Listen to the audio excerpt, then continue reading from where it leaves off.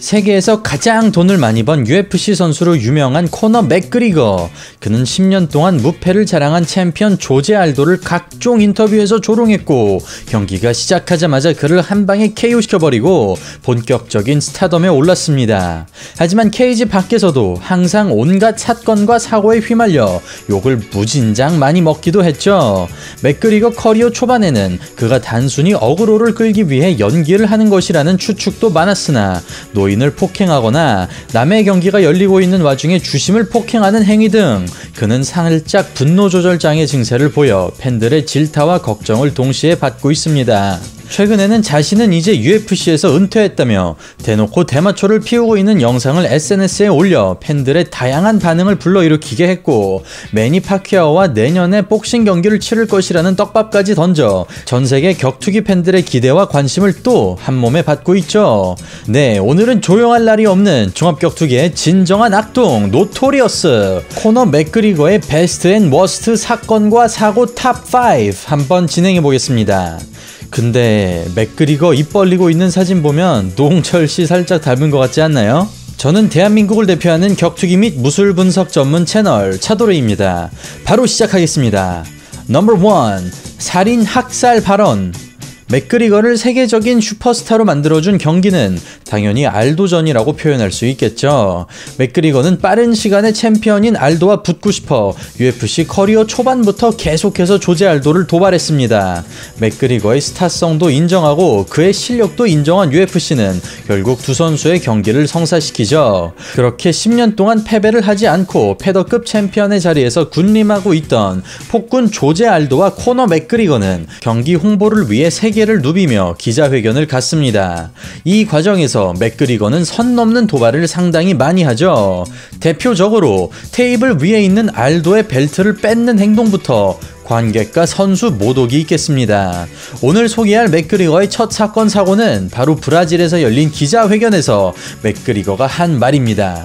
맥그리거는 지금 이 시대에 감사해라. 만약 지금이 과거였다면 난 말을 타고 달려와 이런 거지 같은 동네 따위 단숨에 점령했을 것이다. 그리고 노예로 써먹을 수 없을 정도로 신체 조건이 좋지 않은 이들은 싸그리 죽여버렸을 거야. 하지만 지금은 다른 시대니까 학살 대신에 알도를 후드려 패주는 걸로 만족하겠다. 이야, 민족성 강하고 자존심 강하기로 유명한 브라질 사람들 앞에서 이런 말을 하다니, 그것도 브라질 국민 영웅인 조제 알도 앞에서 말이죠. 야, 구경하고 있던 백 사장님 표정 보세요. 경악을 금치 못합니다. 오늘 첫 사건 사고는 논란이 된 말로 한번 시작해봤는데, 맥그리거의 어록은 소개할 게 너무 많아 사건 사고 특집에선 이것만 하고 추후 맥그리거 어록 특집에서 더 자세히 다루어 보도록 하겠습니다. 넘버 2. 버스 습격 사건. 굉장히 유명한 사건이죠. 이날은 UFC의 223 관련 기자회견이 열린 날이었습니다. 출전 선수 하빕 누르마고메도프 선수는 행사를 마치고 숙소로 이동하기 위해 동료들과 함께 버스에서 대기하고 있었죠. 이 버스에는 하빕 관계자들 뿐만 아니라 다른 선수들과 관계자 그리고 UFC 직원들까지 탑승하고 있던 버스였습니다. 다들 조용히 대기 중이었는데 느닷없이 코너 맥그리거가 여러 명의 건장한 남성들을 대동하고 버스를 향해 뚜벅뚜벅 걸어옵니다. 맥그리거는 하빕에게 케이지도 필요 없다. 우리 그냥 남자답게 여기서 싸우자며 버스 밖으로 나오라고 말했습니다. 근데 여기서 잠깐, 맥그리거는 도대체 왜 여기서 이러고 있는 것일까요? 그것은 바로 맥그리거의 팀 동료인 아르템 로보프 선수가 하빕 선수에게 뺨을 맞는 사건이 일어났기 때문입니다. 아르템과 하빕은 굉장히 오랜 시간 동안 사이가 안 좋았던 것으로 유명합니다. 그리고 아르템은 공개적으로 하빕을 비난하고 다녔죠. 마침 아르템과 하빕은 둘 다 같은 날 경기가 잡혀 있었습니다. 두 선수 모두 UFC에서 잡아준 호텔에서 머물렀으며 아르템과 하빕은 호텔 복도에서 마주칩니다. 수적으로 훨씬 압도적이었던 하빕은 아르템을 벽에 몰아넣고 왜 자기 욕을 하고 다니냐고 따지면서 아르템의 뺨을 칩니다. 정확하게 뺨을 때렸다기보다는 툭 쳤다는 표현이 옳을 것 같습니다.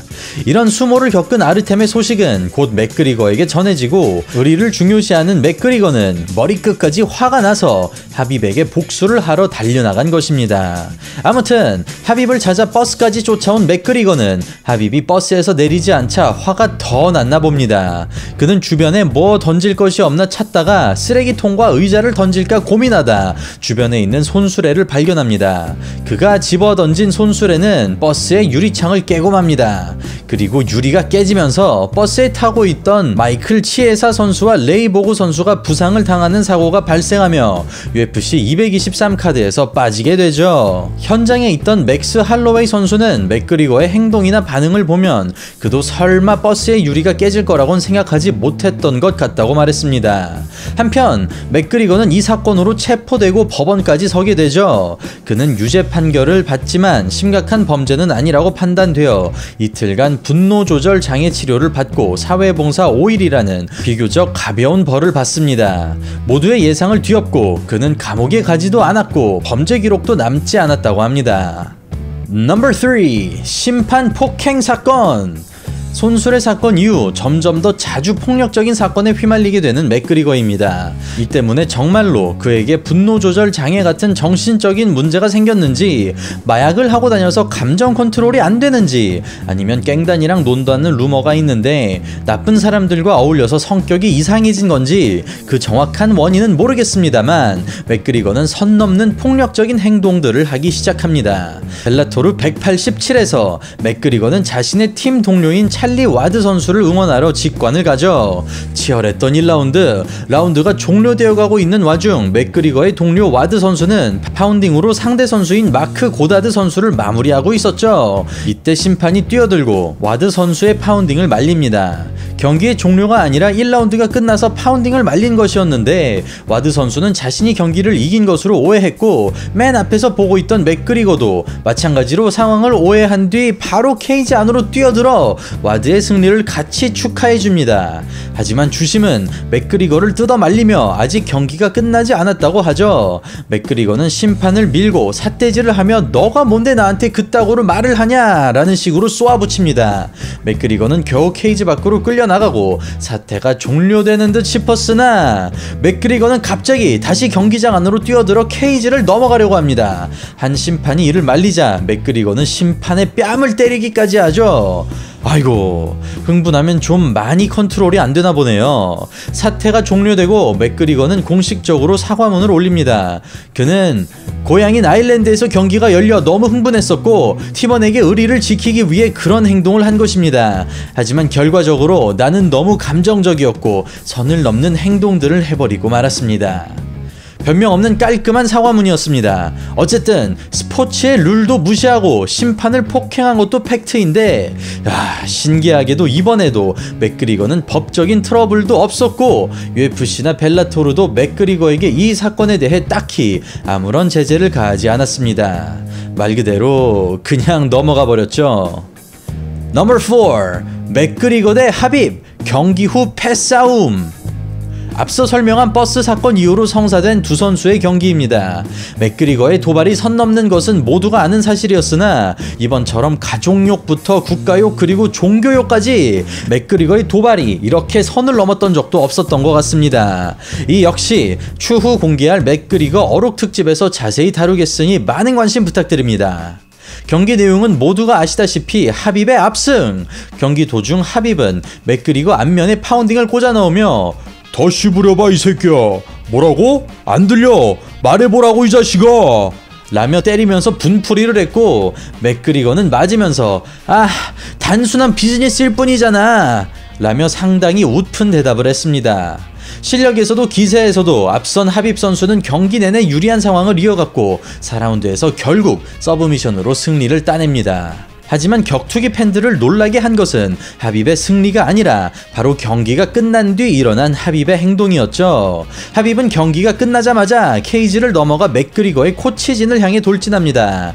그는 맥그리거의 동료인 딜론 데니스 선수를 때리죠. 딜론 데니스 선수는 그동안 계속해서 하빕의 종교인 이슬람교를 모독했다고 하네요. 하빕 내 진영은 경기가 끝나면 맥그리거 내를 단체로 패자는 계획을 갖고 온 것 같습니다. 하빕이 모두의 시선을 시선을 빼앗고 케이지를 넘어갔을 때 하빕의 팀 동료들은 케이지에 난입하여 회복을 하고 있던 맥그리거를 습격하죠. 그렇게 케이지 바깥에선 하빕과 맥그리거의 팀원들이 싸움을, 케이지 안에서는 맥그리거와 하빕의 팀원들이 싸움을 하면서 말 그대로 경기장은 개판이 됩니다. 워낙 감정이 격해진 경기라 이날 경기장에는 평소보다 더 많은 보안 요원들이 배치되어 있었다고 하는데요. 그래서 덕분에 사태는 1분 만에 진압되었으나 이미 물은 엎질러진 뒤였죠. 계획적으로 먼저 공격을 시도한 하빕은 벌금 5억, 먼저 맞았지만 반격을 했기 때문에 같이 싸웠다는 이유로 맥그리거는 벌금 5천만 원을 내게 됩니다. 이날 맥그리거를 때린 하빕의 팀원 중 UFC 선수가 껴있었는데 이 선수는 그 자리에서 바로 UFC에서 퇴출당합니다. 참고로 맥그리거는 충분히 하빕 내 진영을 고소할 수 있는 상황이었지만 그냥 넘어가기로 합니다. 넘버 5. 노인 폭행 사건. 하빕과의 경기 이후 술 사업에 매진한 맥그리거는 격투기에서 한동안 떠나 있죠. 하지만 어느 날 갑자기 맥그리거의 이름이 신문 1면을 장식하는데요. 그것은 바로 한 술집에서 맥그리거가 노인을 때리는 장면이 CCTV에 촬영되었다는 기사였습니다. 기분 좋게 술집에 입장한 맥그리거는 자신의 위스키인 프로퍼 12를 그 자리에 있는 모든 사람들에게 돌립니다. 하지만 바에서 술을 마시고 있던 한 할아버지는 그딴 쓰레기 좀 치워. 난 너가 만든 술 따위 안 마실 거라고 라며 강하게 거절합니다. 그렇게 또 한 번 욱한 맥그리거. 그는 아래에서 부글부글 끓어오르는 분노를 참지 못하고 주먹을 뻗어버립니다. 아이고. 징역 6개월까지 선고받을 수 있는 심각한 상황이었지만 벌금 140만 원만 내고 이 사건은 그렇게 마무리됩니다. 넘버 번외편. 맥그리거는 바바리맨? 이대로 방송 마무리하기엔 살짝 아쉬워서 최근에 터진 맥그리거 관련 사건 하나 소개하려고 합니다. 한 달 정도 된 굉장히 따끈따끈한 사건인데 큰 진전 없이 사건이 흐지부지해져 소개할까 말까 고민한 그 사건이죠. 2020년 9월 중순 맥그리거는 코르시카 섬에서 휴가를 보내고 있던 도중 체포를 당하고 맙니다. 죄목은 바로 성폭행 및 과다 노출죄. 경찰은 지난 9월 10일 맥그리거가 성범죄를 저질렀다는 신고를 받고 그를 체포하고 조사하지만 이 역시 별다른 일 없이 흐지부지되며 맥그리거 역시 별다른 문제 없이 경찰에서 풀려납니다.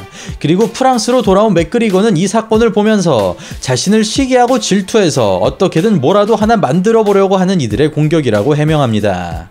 그는 CCTV와 DNA 검사 같은 현대 수사 방식 때문에 그런 공격이 계속되어도 쉽게 누명에서 벗어날 수 있을 것이라며 자신감을 보였죠. 한편 맥그리거의 기획사에선 맥그리거의 유명세와 재력을 노리고 악의적으로 한탕해보려는 이들이 있는데 맥그리거는 절대 그런 수법에 넘어가지 않으니 꿈도 꾸지 말라며 나름 공격적인 발언을 남겼습니다. 네, 오늘은 격투계 최대 악동, 최고의 어그로꾼 맥그리거가 휘말렸던 다양한 사건과 사고에 대해 알아보았습니다. 말씀드린 대로 조만간 맥그리거의 미친 어록을 한번 모아놓는 특집도 해볼 테니 많은 기대와 관심 부탁드리겠습니다. 오늘 영상 재밌게 보셨다면 좋아요와 구독하기 그리고 알림 설정 잊지 말아주십시오. 저는 차돌이었습니다. 감사합니다.